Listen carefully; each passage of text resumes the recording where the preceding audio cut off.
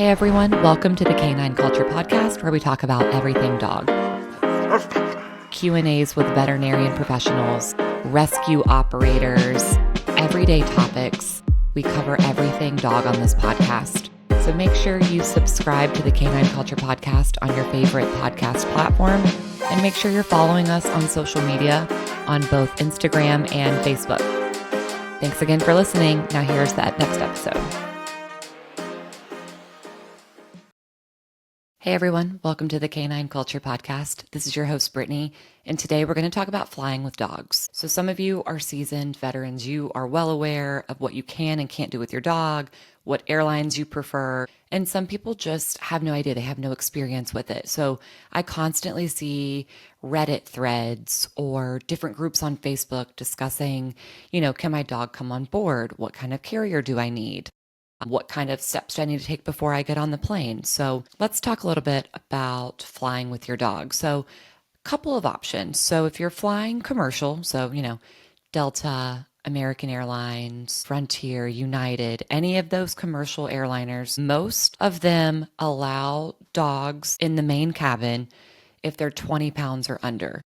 And there's certainly rules that go with this, and it is different by airline. Each airline, kind of has their own separate criteria. So like I said, more often than not, it's 20 pounds or less. You might be able to get away with 25 pounds, but ultimately your dog has to fit in a carrier that can go under the seat in front of you. So you want to make sure you look up the criteria for that particular airline, because sometimes they will actually measure your carrier at the airport. I think I've had Delta do this once. I believe American Airlines did it once. And me personally, I have flown dogs on JetBlue, Delta, American. I think that's it. But like I said, they each have their own rules. And just because you're putting your dog under the seat in front of you, that doesn't mean you can just bring your dog. You have to make the airline aware. So they have to know in advance.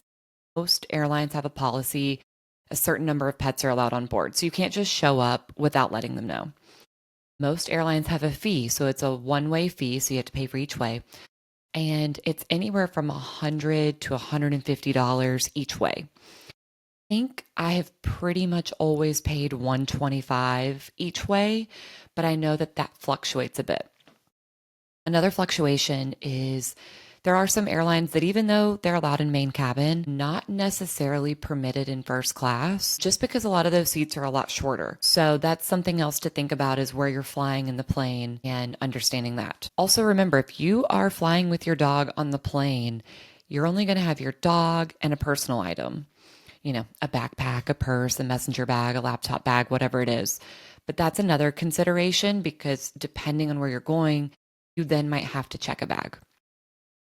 All right, so speaking of checked bags, let's say that depending on the airline, depending on the dog, your dog, maybe they're over 20 pounds, or just the particular airline you're flying has a particular restriction. Then the next option is for your dog to fly in cargo. Cargo is pretty different. They're a lot more strict with the carriers you can use, because they have to be those hard shell carriers. They can't be those kind of like cloth or like a little bit more, I don't want to say flimsy, but easier to use ones. So you do have to have the hard crate ones. You need to be mindful, if you have like a flat faced dog, if you have a particular breed that might have issues breathing. So I'm thinking like Frenchie, Bulldog, those types of dogs. Those dogs really should not be flying in cargo. Similarly, if you have a puppy, like a baby puppy, or a senior dog, cargo might not be the best. So they are going to be a little more exposed to the elements in there with respect to temperatures. They're not going to have anyone to check on them, of course, because they're going to be by themselves. So that's something to consider, as well as the weather. If you're flying in the dead of winter or in the dead of summer, depending on the time of day you're flying, that's another consideration for cargo. Another thing to think about with cargo is, how long is the flight, and do you have a layover? Oftentimes you'll hear people say, if it's a direct flight, okay, put them in cargo. Otherwise, maybe you're not flying with them. Maybe you're boarding them to wherever you're going. But if you don't have that option, you want to research those cargo options. So in addition to the actual carrier that they have to be in, a lot of people will kind of situate like a water whether it be like a bowl or kind of like a bottle with water and maybe some different food. And regardless of which of the two ways you're going, if it's cargo or in main cabin, you want to make sure your dog is wearing identification. So we want them to have on that collar that has on their name, a phone number, maybe even an email, because that just might be easier. And then on the actual carriers themselves, having as much information as possible on there. So the owner's name, address, email address, phone number. And then also adding, and it could be just like a taped piece of paper, you can laminate something. But if your dog has any health issues, this dog has seizures, this dog has arthritis, whatever it might be, you probably want to add that as well. Better safe than sorry. So with all of that, you also, before you even fly, you want to think about getting your dog used to whatever carrier it is, whether it's main cabin or cargo. You want to start training them to kind of go in there, sit down and relax. And so you want to start getting them used to it. You don't want their first time in that carrier to be the day you're flying. You don't know if they're going to be anxious, if they're going to panic. You don't know if they're going to possibly get nauseous in there. So oftentimes what I would recommend is not only getting them at home to get in that carrier, kind of relax, throw some treats in there, maybe a toy, just to get them used to it. But once they're used to it at home, putting it in your car and kind of driving around, if you've got to drive over to the post office really quick, or if you're going somewhere that's pet friendly, like a Home Depot or a Lowe's, taking your dog with you in their carrier, in your vehicle, just so they're used to kind of moving around in it.